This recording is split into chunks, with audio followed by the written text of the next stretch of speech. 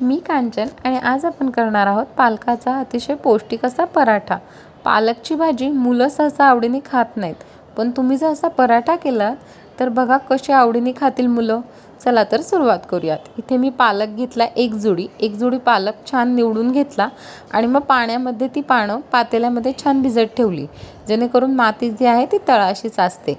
पालकाची पानं घेतली आणि मिक्सरच्या भांड्यामध्ये ती छान वाटून घेतली। वाटतानाच त्याच्यामध्ये थोडंसं आलं आणि मिरची घातली आहे।